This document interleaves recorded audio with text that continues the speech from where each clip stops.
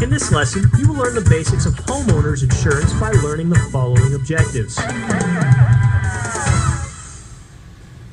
Identify what is covered with homeowners insurance.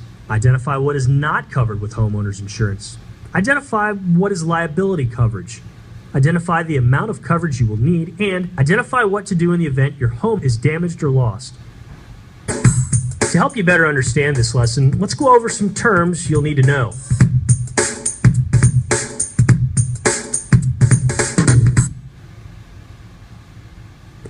Catastrophic. A great, often sudden event that brings terrible loss, lasting distress, or severe affliction. A disaster. Perils. Something that endangers or involves risk. We buy insurance policies to protect ourselves from financially catastrophic losses. Since a home is usually one of the biggest assets that an individual can own, and normally the individual cannot afford to pay for the house in full, the homeowner's insurance is the best way to protect their investment for the equity that they have in the home and for the mortgage company that has a financial interest in the property as well.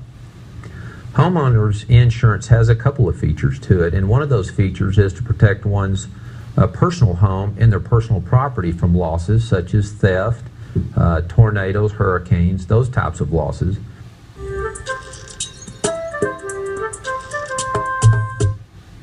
Homeowner policies have specific coverage known as named perils, which are very limited areas of protection. Examples of a named perils are fire and theft. Theft is included as a named peril because your insurance covers the contents within your home as well as the actual house structure.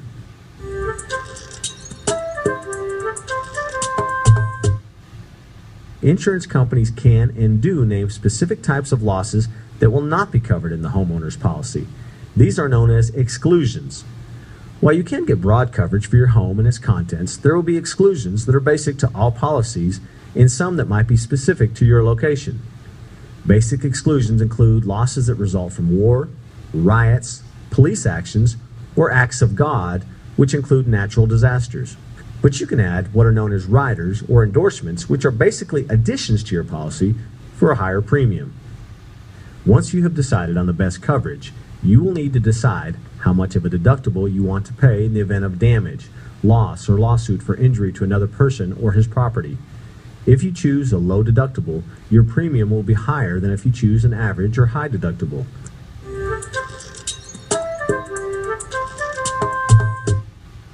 Another feature of homeowners insurance many people don't think about is the liability portion of that. And basically what that means is, as individuals, we can potentially cause liability when we're away from our home, whether we injure somebody or whether we cause property damage to others. Homeowners insurance has a feature that will cover that risk. Not only are your home and the contents within your home covered by your policy, you also have liability coverage to protect you in the event that someone is injured or harmed while on your property, or if you caused injury or harm to another person. For instance, if you are having a party and someone is injured from falling down in your kitchen, your homeowner's insurance will provide payment on behalf of that person if he sues you for the injury.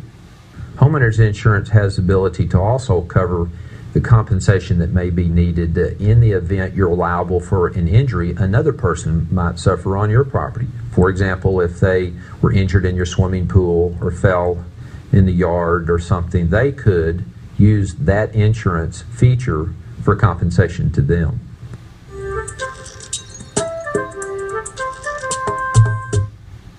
When deciding about coverage, make sure you know what your mortgage company requires as well. While you can, in some cases, insure your home for only 80% of its replacement value, it is suggested that you insure it for 100% of its value.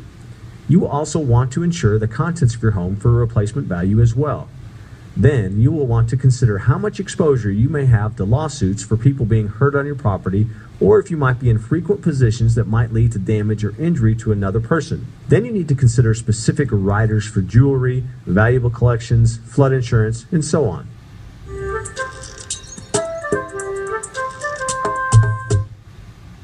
Once your home has been damaged or the contents within the home stolen or damaged, you will need to file a claim with your agent. You will need to provide an itemized list of what is damaged or missing. You can use your inventory list that you created when you were getting your finances and personal property organized. Keeping this type of information in a fireproof and waterproof safe is strongly advised, or in a safe deposit box at a bank.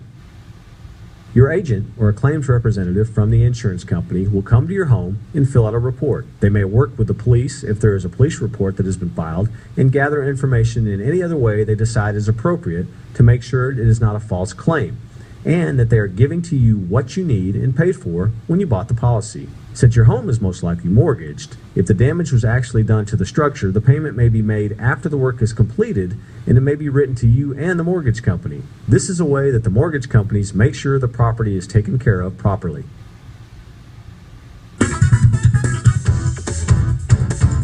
In this lesson, you learned the basics of homeowners insurance by learning the following objectives.